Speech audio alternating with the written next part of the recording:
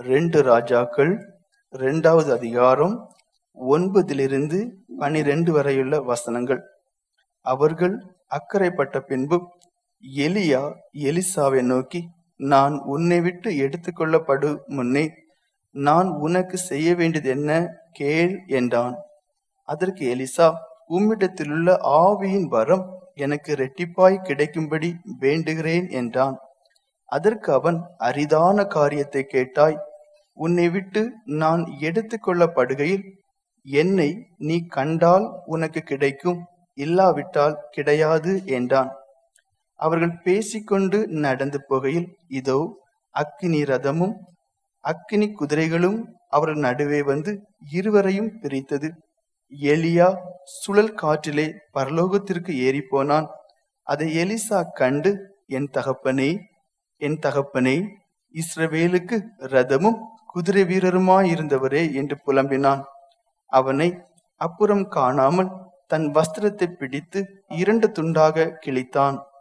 அவர்கள் பேசிக்கொண்டு நடந்து போகையில் இதோ அக்கினி ரதமும் அக்கினி குதிரைகளும் அவர்கள் நடுவாக வந்து இருவரையும் பிரித்தது. எலியா சுழல் காற்றிலே பரலோகத்துக்கு ஏறி போனான். அதை எலிசா கண்டு. பழைய ஏற்பாட்டு காலத்திலே பரலோகம் உண்டு என்பதற்கு ஒரு தெளிவான ஒரு எடுத்துக்காட்டையை இந்த நாளிலே வாசிக்க கேட்டோம். வேதபாரகர்கள், பரிசேயர்கள், சதுசேயர் என்பவர்கள் எல்லாருமே வேதத்தை நன்கு அறிந்தவர்கள். அதிலே ஒரு கூட்டம் யார்? சதுசேயர்கள் என்பவர்கள். அந்த சதுசேயர்கள் தேவதூதர்களையோ பரலோகத்தையோ விசுவாசிக்காத ஜனங்கள். இங்கே இந்த வசனத்தை அவர்கள் எந்த அளவுக்கு புரிந்து கொண்டார் என்று தெரியாது. ஆனால் தேவன், அவர் நீதிபரராகவே இருக்கிறார். எந்த ஒரு மனுஷனும் பரலோகம் இல்லை என்று ஒரு காலமே சொல்லிவிடக் கூடாது என்பதற்காக அவர் சில காரியங்களை கண்ணார காண வைத்துவிட்டு சில தடயங்களை நமக்கு விட்டு விட்டு செல்லக்கூடியவராகவே இருக்கிறார். இங்கே எலிசா என்றதான பணிவிடைக்காரன் என்னும் தீர்க்கதரிசியாகவில்லை. எலியாவுக்கு பணிவிடைக்காரன் தான் எலிசா. இந்த எலிசாவுக்கு என்ன வாஞ்சை இருந்தது? எலியாவிடத்திலே வரங்கள் இருந்தது, வல்லமைகள் இருந்தது, அதிகாரங்கள் இருந்தது, அற்புதங்களை நடப்பிக்கக்கூடியதான கிருபை இருந்தது. இவையெல்லாம் எனக்கு வேண்டும், அவைகள் இரட்டிப்பாகவும் எனக்கு வேண்டும் என்று. அதுதான் அவருடைய எண்ணம். அதனாலே ஒவ்வொரு இடத்திலும் வரும்போது நீ போ என்று எலியா போக சொன்னாலும் கூட போகவே மாட்டேன், உமக்கு கூட தான் இருப்பேன். கடைசியாக எலியா கேட்கிறார், என் பின்னாடியே வந்துட்டு இருக்கிறிய, உனக்கு தான் தெரியும் நான் மேல போறேன், என்னை எடுத்துக்கொள்ளப்படுகிறார், உனக்கு என்ன வேணும்னு கேட்கிற. அப்ப ரெட்டிப்பான ஆசீர்வாதம் என்று சொல்லும் போது ஒரு நிபந்தனையை கொடுக்கிறார். அது என்ன நிபந்தனை? நான் பரலோகத்திற்கு ஏறி போவது உண்மையான ஒரு காரியம். எது உண்மையான காரியம்? பரலோகத்திற்கு ஏறி போவது உண்மையான காரியம். அந்த காரியத்தை நீ உன்னுடைய சொந்த கண்களாய் பார்ப்பாயே, ஆனால் உனக்கு என்ன கிடைக்கும்? ரெட்டிப்பான ஆசீர்வாதம். நமக்கு இப்போ ரெட்டிப்பான ஆசீர்வாதங்களை குறித்த பிரசங்கம் அல்ல, பரலோகம் என்பது நிஜமான காரியம். இங்கே எலியா என்றதான ஒரு மனுஷன் உண்மையாகவே வாழ்ந்தாரா என்று பார்ப்போமே, ஆனால் உண்மையாகவே வாழ்ந்ததான ஒரு மனுஷன். ஆகாப் என்றதான ராஜாவின் காலத்திலே, அதாவது மொத்த ராஜ்யங்களையும் ஆண்டவர்கள் 3, சவுல், தாவீது, சாலமோன். அதற்கு பிறகு அந்த மொத்த ராஜ்யங்களும் 2ஆக பிரிக்கப்பட்டது. வட ராஜ்யம் என்று சொல்வார்கள். அந்த வட ராஜ்யத்திலே 7வது ராஜாவாக இருந்தவர் ஆகாப். அவர் கிமு 871 கிமு 852 வரைக்கும் ஆட்சி செய்ததான 7வது ராஜா. கிட்டத்தட்ட 22 வருஷம் இந்த ஆகாப் என்றதான ராஜா இஸ்ரவேல் ஜனங்களை வழி நடத்தினார் என்பது சரித்திரபூர்வமாக நிரூபிக்கப்பட்ட ஒரு காரியம். ராஜாக்களுடைய நடவடிக்கைகள் என்று சொல்லக்கூடியதான சரித்திர புஸ்தகங்களிலே அவருடைய பெயர்கள் இருக்கிறது. அந்த ஆகாப் என்றதான ராஜாவுடைய காலத்துல எலியா என்றதான ஒரு தீர்க்கதரிசி வாழ்ந்தார் என்பதும் சரித்திரபூர்வமாக நிரூபிக்கப்பட்டதான ஒரு காரியம். எலியாவினுடைய நாட்களை நாம் பார்ப்போமேயான நிறைய அதிசயங்களை செய்திருக்கிறார். அதிலே ஒரு காரியம் என்ன? வானம் அடைக்கப்படும், மழை பெய்யாது என்று சொல்லுகிறார். அந்த காரியத்திற்கு பிறகு அந்த தேசம் முழுவதும் என்ன? பஞ்சம் உண்டாகிறது. உண்டாகும் போது அவர் கேரீத் என்கிறதான ஆற்றங்கரையிலே அவர் மறைவாக தேவனாலே மறைக்கப்பட்டு வைக்கப்பட்டிருந்தார் என்று ஒரு காரியத்தை வேதாகமத்திலே படிக்கிறோம். அந்த கேரீத் என்கிறதான அந்த ஊற்று அல்லது இந்த ஆற்றங்கரை இந்நாள் வரைக்கும் இருக்கிறது அதே பேரோட. இது எதை நமக்கு காண்பிக்கிறது? எலியா என்றதான மனுஷன் உண்மையாகவே வாழ்ந்தார். அந்த கேரேத்தின் ஆற்றங்கரையில் உள்ளதான தண்ணீரை குடித்து காகங்கள் கொடுத்ததான அப்பத்தை சாப்பிட்டு வாழ்ந்தார் என்பதை நிரூபிக்கிறது. அடுத்தது என்ன? எலியாவின் வாழ்க்கையில நமக்கு தெரியும் 400 பாகாலின் தீர்க்கதரிசியை வெட்டி கொண்டார் என்று. அது எங்கே? கீசோன் என்றதான ஆற்றங்கரையிலே. அந்த கீசோன் என்றதான ஆற்றங்கரை இந்நாள் வரைக்கும் இருக்கிறது. இவைகள் எதை நமக்கு காண்பிக்கிறது? ஆகாப் என்றதான ராஜாவின் கீழ் அவனுடைய அரசாட்சியிலே இஸ்ரவேல் என்ற தேசத்திலே எலியா என்றதான தீர்க்கதரிசி வாழ்ந்தார் என்றும், அந்த எலியாவுக்கு எலிசா என்றதான பணிவிடைக்காரன் இருந்ததாகவும் எல்லாருக்கும் தெரிந்தது. இங்கே எலிசா கண்ணார காண்கிறார். எதை? பரலோகத்திற்கு. அதாவது 10ஆம் வசனம் வாசிங்கள், 10, 11 வசனங்களும். அதற்கு அவன், அரிதான காரியத்தை கேட்டாய், உன்னை விட்டு நான் எடுத்துக்கொள்ளப்படுகையில் என்னை நீ கண்டால் உனக்கு கிடைக்கும், இல்லாவிட்டால் கிடையாது என்றான். பாருங்கள், என்னை நீ கண்டால். இங்கே எலிசாவிடத்துல எலியா என்ன சொல்லுகிறார்? எனக்கு பின்பாக நீர் தான் என்று அவருக்கு தெரியும், எலியாவுக்கு. அதனால என்ன?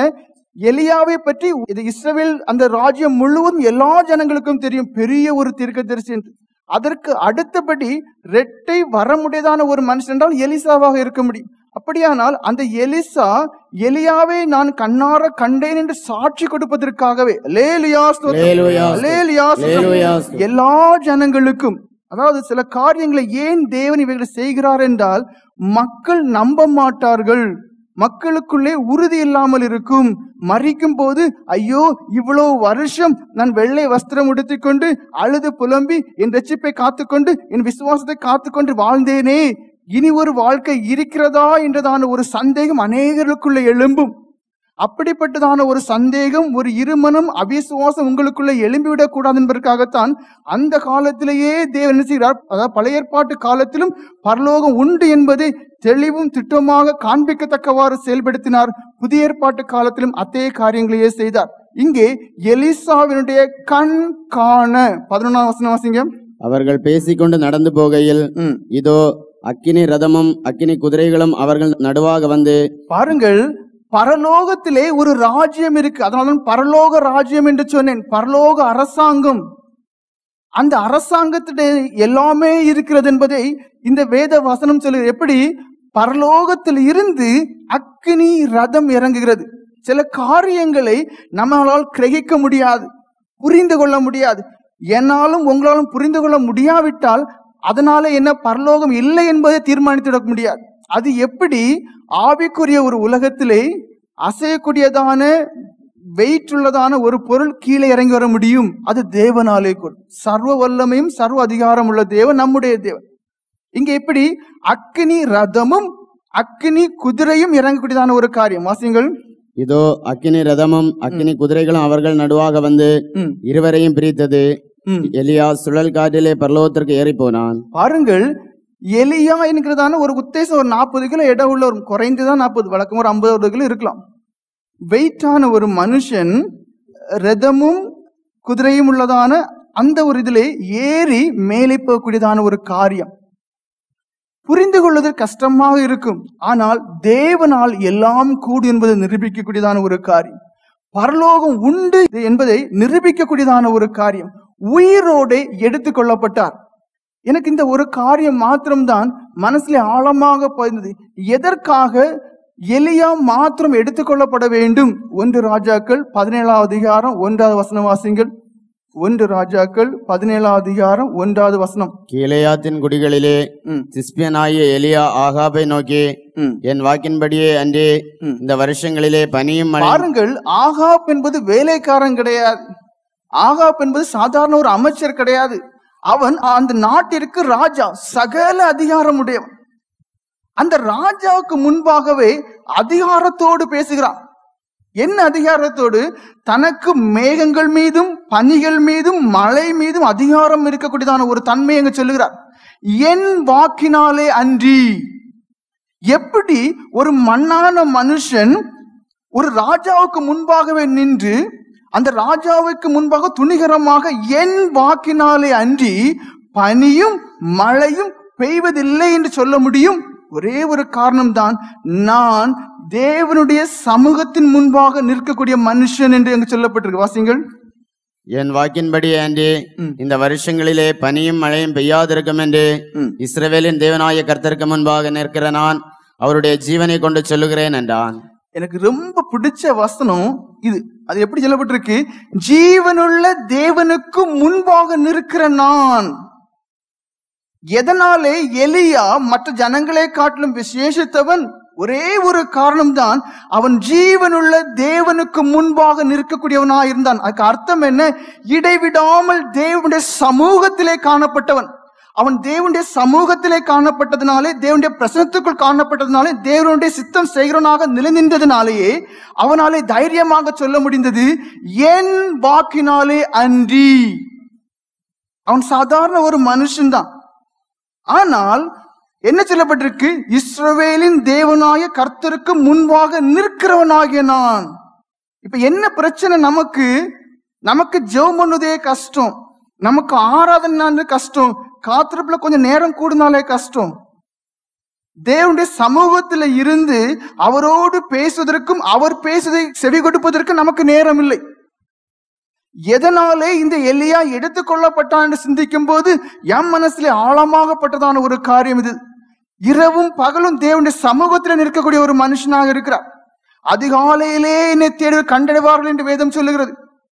தேவனை தேடக்கூடியதான மனுஷனாக இருக்க வேண்டும். இங்க எப்படி? தேவ சமூகத்திலே காணப்படக்கூடிய ஒரு மனுஷன், தேவனோடு காணப்பட்டதான ஒரு மனுஷன். அதனாலே தைரியமாக ஆகாப் என்றதான ராஜாக்கு முன்பாக சொல்லுகிறார், நான் பாரு, நீ நினைக்கிற மாதிரி ஒண்ணும் கிடையாது. நீ யாரு? விக்கிரகங்களுக்கு படைக்கிறதான ஒரு மனுஷனாக இருக்க. அதுக்கு முந்தின அதிகாரத்துல 1-2 வசனத்துக்கு முன்னாடி அங்க இருக்கு. விக்கிரகங்களுக்கு படைத்ததுனால, எல்லா ராஜாக்களை காட்டிலும் பொல்லாதவனாக இருந்ததுனால என்ன ஒரு பெரிய சாபத்தை ஆண்டவர் கட்டளையிடுகிறார். என்ன சாபம்? மழையே பெய்யாது. யாத்திரையாகமும் 33 அதிகாரம் 15 வசனம் வாசிங்கள். அங்கே மோசே ஆண்டவரை பார்த்தே சொல்கிறார், உம்முடைய பிரசன்னம், உம்முடைய சமூகம் எங்களோடு கூட இல்லாமல் இருக்குமே, ஆனால் நாங்கள் யாத்திரை பண்ணி போய்கொண்டே இருக்கக்கூடியதான் இந்த இடத்திலிருந்து எங்களை கொண்டு போகாதேம் என்று சொல்கிறார்கள். வாசிங்கள். யாத்திரையாகமும் 33 அதிகாரம் 15 வசனம். அப்பொழுது அவன் அவரை நோக்கி, உம்முடைய சமூகம் என்னோட கூட செல்லாமற் போனால் எங்களை இவ்விடத்திலிருந்து கொண்டு போகாதிரும். அதாவது மோசே என்றதான தேவனுடைய மனுஷன் ஆண்டவர் நோக்கி சொல்ல காரணம் என்ன? இந்த ஜனங்கள் எல்லாரும் நகைக்கு அடிமைப்பட்டவர்களாக, பொன்னும் பொருளுக்கும் அடிமைப்பட்டவர்களாக இருக்கிறார்கள். அதை ஆண்டவர் பார்த்து சொல்லுறார், நான் பாரு, நான் உங்களை தெரியாம கூட்டிட்டு வர ஆரம்பிச்சுட்டேன். உங்க பிரவர்த்திகளை பார்க்கும்போது, நடைமுறைகளை பார்க்கும்போது எனக்கு பிடிக்கல. நீங்க பொண்ணுக்கு மேல ஆசை உள்ளவங்களா இருக்கிறீங்க. அதனால ஒரு தூதனை மட்டும் அனுப்பி உங்க முன்னாடி போக செய்யறேன். அப்படி செய்து வாக்கு கொடுத்ததான கானான் தேசத்துக்கு உங்களை அனுப்பிடுறேன்னு சொல்றாரு. அப்ப இங்க மோசே என்ன சொல்றாரு? ஆண்டவரே, நீர் வராமல் எங்களை இந்த இடத்திலிருந்து எங்கேயும் அனுப்பி விடாதேயும் என்று. எங்களுக்கு எது முக்கியம்? உம்முடைய சமூகம், உம்முடைய பிரசனம். இங்க எலியா எலிசாவினுடைய கண் காண எடுத்துக்கொள்ளப்பட்டார். காரணம் என்ன? தேவனுடைய சமூகத்தை அதிகமாக வாஞ்சித்ததினாலே, அவருடைய பிரசனத்துக்குள் காணப்பட்டதினாலே எடுத்துக்கொள்ளப்படுகிறார். அப்ப உன்னதமான ஒரு நிலைமைக்கு ஒரு மனுஷன் எடுத்துக்கொள்ளப்பட தேவையானது என்ன? தேவ சமூகத்திலே காணப்படக்கூடியதான ஒரு அனுபவம். அப்போஸ்தலர் நடபடிகளின் புஸ்தகம் 8 அதிகாரம் 5 வசனம் வாசியுங்கள். அப்போஸ்தலர் நடபடிகளின் புஸ்தகம் 8 அதிகாரம் 5 வசனம். அப்பொழுது பிலிப்பன்பவன் சமாரியாவில் உள்ள ஒரு பட்டணத்திற்கு போய் அங்குள்ளவர்களுக்கு கிறிஸ்துவை குறித்து பிரசங்கித்தான். 26-30 வரைக்குள்ள வசனங்களை வாசிங்க. பின்பு கர்த்தருடைய தூதன் பிலிப்பை நோக்கி, நீ எழுந்து தெற்கு முகமாய் எருசலேமிலிருந்து காசா பட்டணத்துக்கு போகிற வனாந்தர மார்க்கமாய் போ என்றான். அந்தபடி அவன் எழுந்து போனான். அப்பொழுது எத்தியோப்பியருடைய ராஜஸ்திரியாகிய காந்தாயே என்பவளுக்கு மந்திரியும் அவளுடைய பொக்கிஷம் எல்லாவற்றிற்கும் தலைவனுமாயிருக்கிற எத்தியோப்பியன் ஆகிய ஒருவன் பணிந்து கொள்ளும்படி எருசலேமுக்கு வந்திருந்து ஊருக்கு திரும்பி போகும்போது தன் ரதத்திலே உட்கார்ந்து ஏசாயா தீர்க்கதரிசியின் ஆகமத்தை வாசித்துக் கொண்டிருந்தான். ஆவியானவர், நீ போய் அந்த ரதத்துடனே சேர்ந்து கொள் என்று பிலிப்புடனே சொன்னார். அப்பொழுது பிலிப்பு ஓடி போய் சேர்ந்து அவன் ஏசாயா தீர்க்கதரிசியின் ஆகமத்தை வாசிக்கிறதை கேட்டு, போதும். என்ன சொல்லப்பட்டிருக்கு? ஆவியானவர் சமாரியாவிலே இருக்கக்கூடியதான பிலிப் என்கிறதான அந்த சுவிசேஷகனை பார்த்து சொல்லுகிறார், எப்படி எத்தியோப்பியா அந்த ராஜகுமாரத்தினுடைய மந்திரி எருசலேமை விட்டு எங்க ஆள் போகுது? தன்னுடைய இடத்திற்கு போகிறான். அது ஒரு வனாந்தரமான ஒரு பாதை, அங்கே அதிகமாக மக்கள் போக்குவரத்து இருக்காது. போய்கொண்டிருக்கதான மனுஷனோடு சேர்ந்து இரு என்று சாதாரணமா படித்து முடிச்சுடுவோம். ஆனால் எவ்வளவு காரியம் இருக்கிறது என்பது சற்று யோசித்துதான் பார்க்க வேண்டும், புரிந்து கொள்ள முடியாது. அதாவது ஒரு ரதம், குதிரைகளை பூட்டியதான ஒரு ரதம் என்றால் குறைந்தது மணிக்கூருக்கு 40 கிலோமீட்டர் வேகத்திலே அது குறைஞ்சது போகும். இப்போ பிலிப்பு எங்க இருக்கிறாரு? சமாரியாவில் இருக்கார். சொல்றது என்ன? ஓடிக்கொண்டே இருக்கிறதான ரதத்திலே இருக்கக்கூடியதான அந்த மந்திரியோட நீ போய் சேர் என்று. அப்போ ஒரு பொருள் ஒரு குறிப்பிட்ட வேகத்துல போய்கொண்டே இருக்குமே ஆனால், நான் அந்த இடத்துல இருக்கல, அந்த இடத்துல இருக்குமே ஆனால் நானும் 40 கிலோமீட்டர் வேகத்துல ஓடணும். நான் இருக்கிறது எங்க? இனி ஒரு இடத்துல இருக்கிறேன்.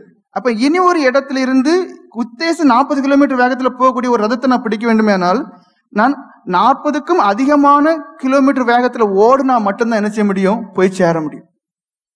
அப்போ சாதாரண ஒரு மனுஷனால அந்த காலத்துல கரடு முரடு நிறைந்தான ஒரு இடம், பாதை இல்லாத ஒரு இடம், இதுல எப்படி அந்த மனுஷனை போய் சேர முடியும்? ஓடுகிறதான ரதத்திலே போய் சேர முடியும். அதான் ஆவியானவருடைய செயல். இதை எதுக்கு சொல்ல வருகிறேன்? மண்ணான மனுஷனுக்கு ஒரு குறிப்பிட்ட தன்மைகள் தான் இருக்கிறது. ஆனால் சர்வத்தையும் படைத்த தேவனாலே அந்த மண்ணான மனுஷனை தான் விரும்பினபடி எல்லா காரியங்களும் செய்ய வைக்க முடியும். அல்லேலூயா, அல்லேலூயா. 29-30 வசனங்களை வாசிங்க. பின்பு கர்த்தருடைய தூதன் பிலிப்பை நோக்கி, நீ எழுந்து தெற்கு முகமாய் எருசலேமிலிருந்து காசா பட்டணத்துக்கு போகிற வனாந்திர மார்க்கமாய் போ என்றான். அந்தபடியே அவன் எழுந்து போனான். அப்பொழுது எத்தியோப்பியருடைய ராஜஸ்திரியாகிய காந்தாகே என்பவளுக்கு மந்திரியும் அவளுடைய பொக்கிஷங்கும் எல்லாவற்றிற்கும் தலைவனுமாயிருந்த எத்தியோப்பியன் ஆகிய ஒருவன் பணிந்து கொள்ளும்படி எருசலேமுக்கு வந்திருந்து ஊருக்கு திரும்பி போகும்போது தன் ரதத்திலே உட்கார்ந்து ஏசாயா தீர்க்கதரிசியின் ஆகமத்தை வாசித்துக் கொண்டிருந்தான். பாருங்கள், பரலோகம் தீர்மானிக்கிறது இந்த மந்திரி எப்படியாவது ஆண்டவராகி இயேசு கிறிஸ்துவை அறிந்து கொள்ள வேண்டும் என்று. பரலோக ராஜ்யம் தேவன் வாசம் பண்ணக்கூடியதான இடத்திலே தீர்மானம் பண்ணப்படுகிறது. எப்படி? இயேசு யாரென்றே அறியாத ஒரு மனுஷன் நிச்சயமாக அந்த தேவனை அறிந்து கொள்ள வேண்டும். காரணம், ஞானஸ்நானம் பெற்றால் மாத்திரம், ரட்சிக்கப்பட்டு அந்த அனுபவத்தோடு பெற்றால் மாத்திரம் அந்த மனுஷனுக்கு எங்க போக முடியும்? பரலோகத்திலே பிரவேசிக்க முடியும். பரலோகம் அதிக நிச்சயமான ஒரு காரியம். ஆனால் அதற்குள்ள சுவிசேஷம் அறிவிக்கப்படவில்லை. இயேசு யாரென்றே தெரியாது. அப்படிப்பட்டதான மனுஷன் அதை இழந்து விடுவானே என்று சொல்லி ஆண்டவர் அங்க என்ன செய்கிறார்? பிலிப் என்கிறதான ஒரு மனுஷனை ஏவுகிறார். அந்த மனுஷன் மண்ணான மனுஷனாய் இருந்தாலும் தேவனுடைய திட்டத்தை தடை செய்ய ஒரு மனுஷனாலும் முடியாது என்பதை நிரூபிக்கும் விதத்திலே அந்த மண்ணான மனுஷனுக்குள்ளே தேவனுடைய கரம் அமருகிறது. ஓடுகிற ரதத்தை அதை காட்டிலும் அதிகமாக ஓடி அந்த ரதத்தின் அருகாமையிலே சென்று அந்த ரதத்துக்குள்ளே ஏறி இருக்கக்கூடியதான ஒரு நிலைமைக்குள் ஆண்டவர் கொண்டு போய் விடுகிறார். 1 ராஜாக்கள் 18 அதிகாரம் 45-46 வசனங்களை வாசிங்கள். அதற்குள்ளாக வானம் மேகங்களினாலும் காற்றினாலும் கருத்து பெருமழை உண்டாயிற்று. ஆகாப் ரதத்தில் ஏறி இஸ்ரேலுக்கு போனான். கர்த்தருடைய கை எலியாவின் மேல் இருந்ததினால் அவன் தன் அறையை கட்டிக்கொண்டு இஸ்ரேலுக்கு வருமட்டாக ஆகாபுக்கு முன் ஓடினான்.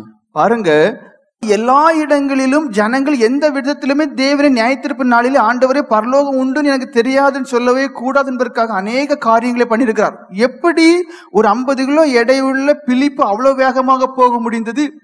எப்படி வயதான ஒரு எலியா ரதத்தை பூட்டிக்கொண்டு குதிரைகளிலே வேகமாக போகக்கூடியதான அந்த ஆகாபை காட்டிலும் அதிவேகமாக அவனுக்கு முன்பாக அவன் போக முடிந்தது? வேதம் சொல்கிறது, கர்த்தருடைய கரம் எலியாவின் மேல் இருந்ததுனாலேயே. இதை வைத்து எதை புரிந்து கொள்ள முடியும்? அழுகக்கூடியதான சரீரத்தையும் அந்த தேவனாலே மகிமையான சரீரமாக மாற்றி அந்த மனுஷனை பரலோகத்தை கொண்டு போய் சேர்க்க முடியும். சில காரியங்கள் நமக்கு புரியாமல் இருக்கலாம். ஆனால் வேதத்தை உற்று கவனித்து அதன் அனுபவங்களை சொந்தமாக்கிக் கொள்வோமே ஆனால் இவைகள் புரிந்து கொள்வதற்கு எளிதாக இருக்கும். ஏனென்றால் தேவ ஆவியானவர் நமக்கு துணை செய்வார். அப்போஸ்தலர் நடவடிக்கைகளின் புஸ்தகம் 8 அதிகாரம் 36 வசனம் முதல் வாசிங்கள். 36-40 வரைக்கும் அங்கே அந்த காரியத்தின் தொடர்ச்சி சொல்லப்பட்டிருக்கு. வாசிங்கள்.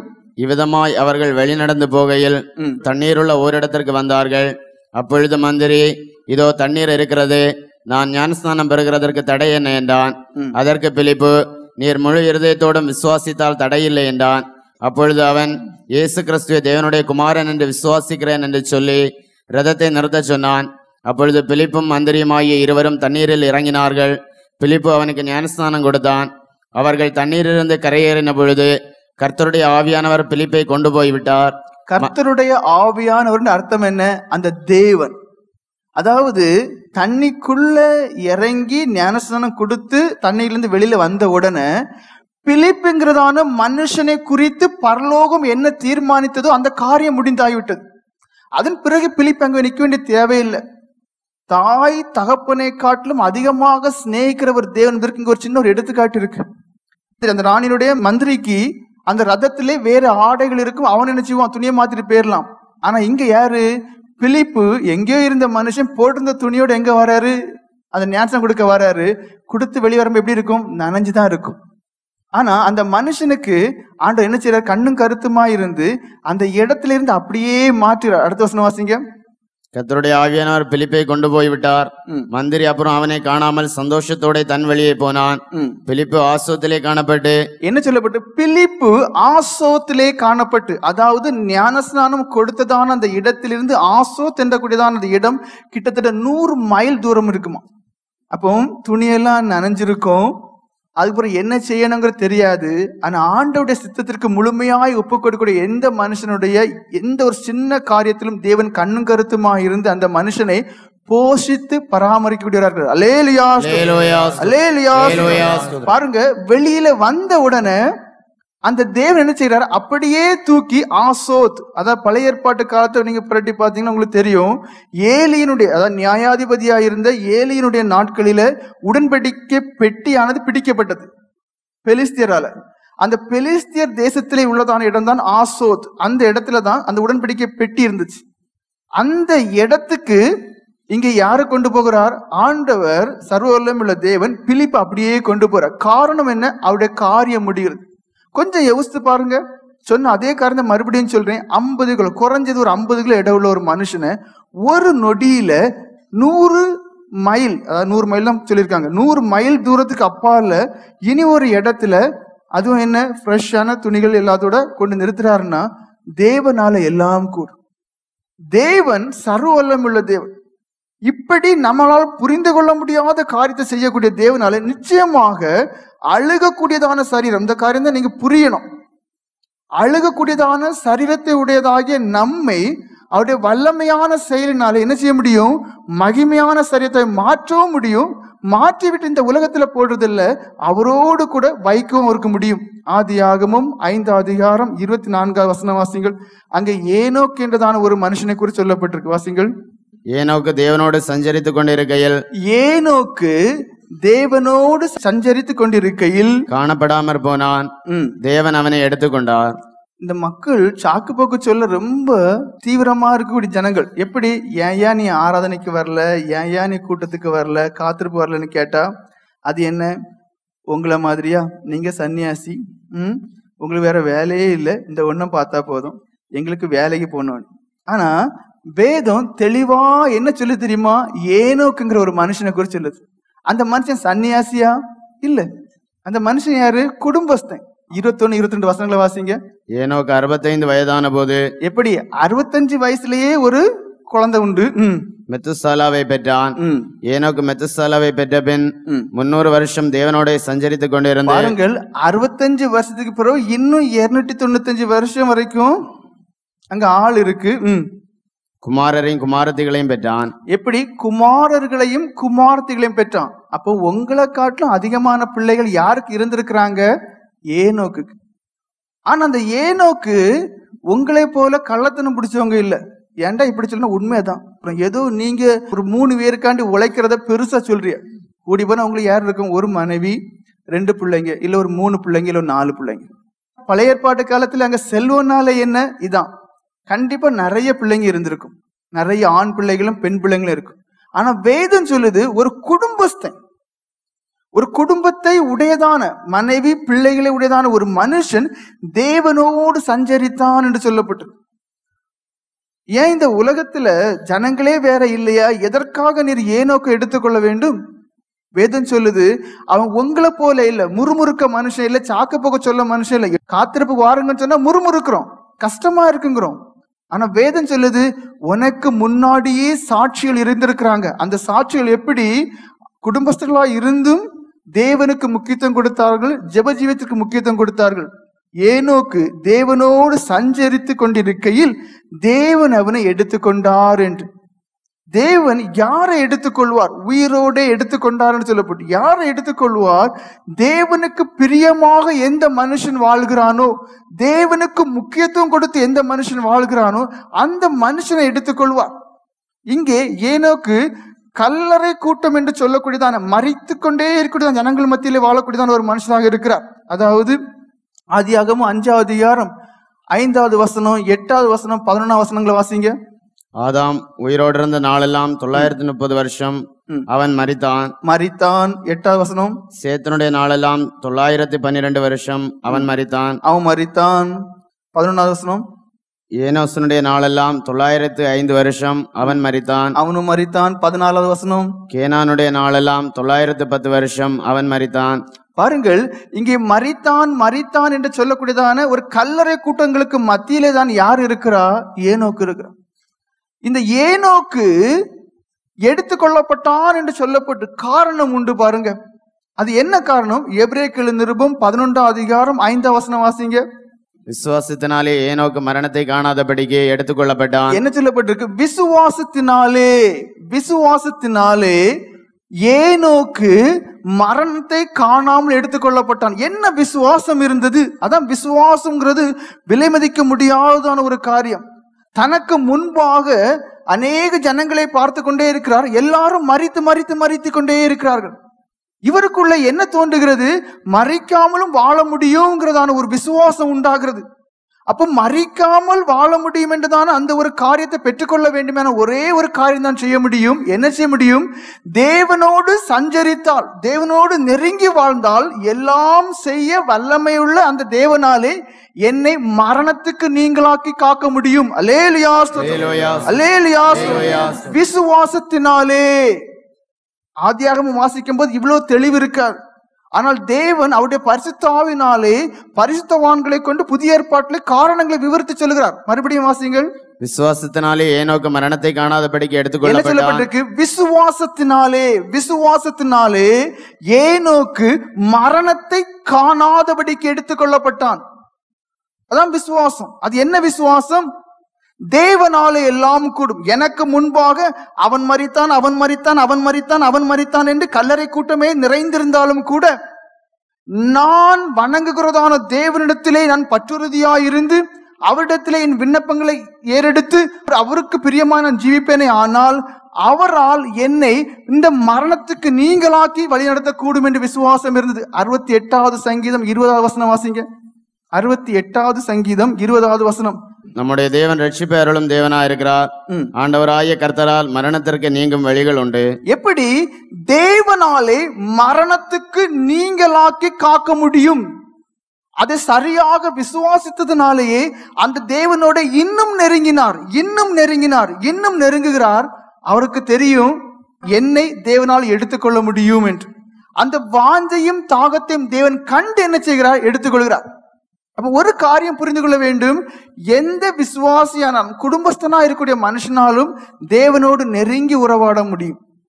இரண்டாவது, நம்முடைய விருப்பத்தை தேவனிடத்திலே எடுத்து சொல்லுவோமே ஆனால் தேவனாலே நிச்சயமாக என்ன செய்ய முடியும்? அவைகளை நிறைவேற்ற முடியும். மரணத்தை காணாதபடிக்கு எனக்கு ஒரு வாழ்க்கை வேண்டும், பரலோகம் உண்டு என்று நான் விசுவாசிக்கிறேன், உம்மால் எல்லாம் கூட என்று என்னை எடுத்துக்கொள்ளும் ஆண்டவரே என்று ஏனோக்குள்ளே ஒரு விசுவாசம் இருந்ததுனாலே, அந்த விசுவாசத்தின் மையமாக வைத்து தேவனோடு நெருங்கி இருந்ததுனாலே தேவன் எடுத்துக்கொண்டார். இப்போ உள்ள காலத்தில் நமக்கு என்ன? அது எப்படி எடுத்துக்கொள்ளப்படுறதெல்லாம் நடக்கும்? அது எப்படி எடுத்துக்கொள்ளலாம் சாத்தியம் என்று இருக்கிறோம். மத்தேயு எழுதின சுவிசேஷம் 24ஆம் அதிகாரம் 40-41 வசனங்களை வாசிங்க. அப்பொழுது 2 பேர் வயலில் இருப்பார்கள், ஒருவன் ஏற்றுக்கொள்ளப்படுவான், ஒருவன் கைவிடப்படுவான். 2 ஸ்திரீகள் எந்திரம் அரைத்துக் கொண்டிருப்பார்கள், ஒருத்தி ஏற்றுக்கொள்ளப்படுவாள், ஒருத்தி கைவிடப்படுவாள். பாருங்கள், இதை படிக்கும் போது கதை மாதிரி படிச்சிருவோம். ஆனா என்ன, இது எப்படி சாத்தியங்கிறதான ஒரு சந்தேகத்தோடே இருப்போம். ரோமர் 1:20 வாசிங்க.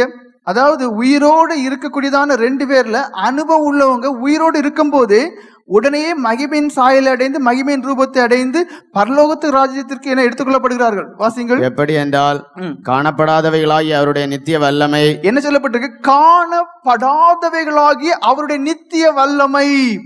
காணக்கூடியவைகள் அல்ல. அதாவது தேவனாலே அவருக்குள் ஒரு நித்திய வல்லமை இருக்கிறது. அந்த நித்திய வல்லமையினாலே காணப்படாதவைகளை குறித்தான காரியங்கள் எல்லாவற்றையும் நேர்த்தியாக செம்மையாக அவரால் செய்ய முடியும். மறுபடியும் வாசிங்க. காணப்படாதவைகளாகிய அவருடைய நித்திய வல்லமை தேவத்துவம் என்பவைகள் உண்டாக்கப்பட்டிருக்கிறவைகளினாலே உலகம் உண்டானது முதற்கொண்டு போதும். அதாவது காணப்படாதவைகள் மீது தேவனுக்கு ஒரு வல்லமை இருக்கு. அவர் தேவன் என்கிறதுனாலே அவருக்குள்ளே இருக்கிற தேவத்துவத்தின் மூலமாக அவரால் எல்லாம் செய்ய முடியும். நம்மளால இப்ப அதெல்லாம் விசுவாசிக்க முடியல. காணப்படாதவைகளை விசுவாசிக்க முடியல. என்னுடைய போராட்டம் என்ன? எப்படியாவது நீங்கள் புரிந்து கொள்ள வேண்டும். ஆவிக்குரிய உலகம் என்றுதான் ஒரு உலகம் இருக்கிறது. பரலோக ராஜ்யம் இருக்கிறது. அங்கே தேவன் எதை தீர்மானித்தாலும் யாரை கொண்டும் எந்த காரியத்தை நிறைவேற்ற முடியும். வயலிலே இருக்கக்கூடியதான இருவரிலே அனுபவம் உள்ள ஒரு மனுஷன் இருப்பான், அவனை தேவன் எடுத்துக்கொள்வார் என்று சொல்லப்பட்டு, அது எப்படி என்று கேட்கக்கூடாது. ஆனால் மேற்சொன்னதான எடுத்துக்காட்டுகளை மனதிலே வைத்துக் கொண்டு விசுவாசிக்கக்கூடியவர்களாக இருக்கும். ஏனென்றால் தேவனுக்குள்ளே நித்திய வல்லமை இருக்கிறது, தேவத்துவம் இருக்கிறது. அவர் தம்முடைய வல்லமையினாலே அந்த காரியங்கள் எல்லாவற்றையும் செய்யக்கூடியவராக இருக்கிறார். 1 கொரிந்தியர் 15:42 வாசிங்க. 1 கொரிந்தியர் 15:42 அழிவுள்ளதாகியே என்று சொல்லப்பட்டு, மரித்தோரின் உயிர்த்தெழுதலும் அப்படியே இருக்கும். அழிவுள்ளதாய் விதைக்கப்படும், அழிவில்லாததாய் எழுந்திருக்கும். சந்தேகமே இருக்கக்கூடாது. மரித்தோரின் உயிர்த்தெழுதலும் அப்படிதான் இருக்கும். அது எப்படிதான் இருக்கும்? அது அப்படிதான். அது எப்படி? மேற்சொல்லதான எல்லா காரியங்களும் எடுத்து பாருங்க. எப்படி பரலோகத்திலிருந்து அக்னி ரதம் இறங்க முடியும்? எப்படி அக்னி குதிரை இறங்க முடியும்? எப்படி 50 கிலோ எடை உள்ள ஒரு மனுஷன் வேகமாய் ஓடக்கூடியதான ரதத்தோடு ஓடி சேர முடியும்? எப்படி கரையாறின உடனே ஞானஸ்தானம் பெற்று கரையாறின உடனே 100 மைல் தூரம் உள்ள ஆசோத் என்கிறதான இடத்துக்கு போய் சேர முடியும்? அது தேவனாலே கூடும். அதனாலேயே மரித்தோரின் உயிர்த்தெழுதலும் உண்டுங்கிறதை விசுவாசிக்க வேண்டும். அது நம்மளால் கிரகிக்க முடியாது இருந்தாலும் விசுவாசித்து அதை அடைய வேண்டும். அழி உள்ளதாகிய சரீரம் தேவனுடைய நித்திய வல்லமையினாலே, தெய்வத்துவத்தின் மூலமாக, தேவனுடைய பராக்கிரம் நிறைந்த செயலினாலே அழியாமையை பெற்றுக்கொள்ள முடியும். மறுபடியும் வாசிங்கள். மரித்தோரின் உயிர்த்தெழுதலும் அப்படியே இருக்கும். அழிவுள்ளதாய் விதைக்கப்படும், அழிவில்லாததாய் எழுந்திருக்கும். அழிவில்லாததாக மகிமையை அடைந்து மறுரூபம் அடைந்து எழுந்திருக்கும் ஒரு உயிர்த்தெழுதல் உண்டு என்று சொல்லப்பட்டிருக்கு. இது எதை குறித்து சொல்லப்பட்டிருக்கு? விசுவாசத்தை குறித்து. நாம் யதார்த்தமாக தேவனை விசுவாசிக்க வேண்டும். அவருடைய வார்த்தைகளை விசுவாசிக்க வேண்டும். அந்த விசுவாசம் நமக்குள் இருக்குமே ஆனாலும் மாத்திரம் இதை கண்டடைய முடியும். ஒரு சின்ன ஒரு எடுத்துக்காட்டு. யோபுவின் சரித்திரம் 19:27 வாசிங்கள். யோபுவின் சரித்திரம் 19:27. அங்கே நான் என் மாம்சத்திலே என் தேவனை என் சொந்த கண்ணாலே காண்பேன் என்று சொல்கிறார். வாசிங்கள். அவரை நானே பார்ப்பேன், அந்நிய கண்கள் அல்ல. எப்படி? அவரை நானே பார்ப்பேன். அதாவது நெருக்கத்தில் இருக்கக்கூடியதான ஒரு மனுஷனிடத்துல இருக்கக்கூடிய அசாதாரணமான விசுவாசத்தை பாருங்க. எனக்கு நீங்க செய்ய வேண்டிய ஒண்ணுதான், விசுவாசம் உடையவர்களாக இருக்க வேண்டும். நெருக்கத்துல துன்பத்துல எல்லாவற்றையும் இழந்திருக்கக்கூடியதான ஒரு மனுஷனுக்குள்ள இருக்கக்கூடிய அசாதாரணமான கிரகிக்க முடியாதான சொல்லி அறிவிக்க முடியாதான விசுவாசத்தை பாருங்க. வாசிங்கள். அவரை நானே பார்ப்பேன். அவரை, தேவனை, எனக்கு இவ்வளவு நெருக்கம் தான். எல்லாரும் என்ன சொல்றாங்க? இவன் செய்த பாவத்தினாலதான் இதெல்லாம் சொல்றாங்க. அப்படி இருக்கக்கூடிய அந்த சூழ்நிலையில நான் அவரை என் சொந்த கண்களால் காண்பேன், அந்நிய கண்கள் அல்ல. எப்படி? மற்ற கண்கள் கண்டு அவர்கள் சொல்லக்கூடிய சாட்சியபடி அல்ல, என் சொந்த கண்களால். என் கண்களே அவரை காணும். என் கண்களே அவரை காணும். இந்த வாஞ்சியால் என் உள்ளிந்திரியங்கள் எனக்குள் சோர்ந்து போகிறது. பாருங்கள், சோர்ந்து போனாலும் ஏன் சோர்ந்து போகுது? வாஞ்சை இருக்கு, தாகம் இருக்கு, விசுவாசம் இருக்கு. ஆனா கண் இதுவரைக்கும் என்ன காணல. ஏனோக்கு விசுவாசத்தினாலே எடுத்துக்கொள்ளப்பட்டான்னு சொல்லப்பட்டிருக்கு. நிச்சயமாக என்ன எடுத்துக்கொள்ளப்படுகிறதான முந்தின நாளுக்கு முன்னான உண்டான விசுவாசம் அல்ல. அது எப்படிப்பட்டதா இருக்க வேண்டும்? ஒரு 100 வருஷத்துக்கு முன்னாடியே அந்த விசுவாசம் அவர்கள் உண்டாகி அதற்காக ஜெபித்திருக்கக்கூடியவராக இருந்திருப்பார். அதே தேவன் பரீட்சை பார்த்து அந்த விசுவாசம் உண்மையாய் உறுதியாய் இருக்கிறதுனாலே அந்த ஏனோக்கினுடைய வாஞ்சையை நிறைவேற்றுகிறார். இங்கே யோபுக்குள்ளே ஒரு வாஞ்சை இருந்தது. எப்படி? என் சொந்த கண்களால் நான் தேவனை காண்பேன் என்று. 40வது அதிகாரம் 6வது வசனம் வாசிங்க. அந்த தேவனுடைய சத்தத்தை கேட்கக்கூடிய பாக்கியம் கிடைத்தது. வாசிங்கள். அப்பொழுது கர்த்தர் பெருங்காற்றிலிருந்து யோபுவுக்கு உத்தரவு அருளினார். பாருங்கள், தேவனை வாஞ்சிக்கிறார், அதை அடைந்து கொள்ளுகிறார். தேவனுடைய சத்தம், சர்வ வல்லமையுள்ள தேவனே அவரோடு பேசக்கூடியதான ஒரு பாக்கியத்தை பெற்றுக் கொள்ளுகிறார். 42:5 வாசிங்கள். அங்கே என் கண்கள் தேவனை கண்டது என்று சொல்லப்பட்டிருக்கு. வாசிங்கள். என் காதினால் உம்மை குறித்து கேள்விப்பட்டேன், இப்பொழுதோ என் கண் உம்மை காண்கிறது. என்ன சொல்லப்பட்டிருக்கு? என் கண் உம்மை காண்கிறது. அல்லேலூயா, ஸ்தோத்திரம், அல்லேலூயா, ஸ்தோத்திரம்.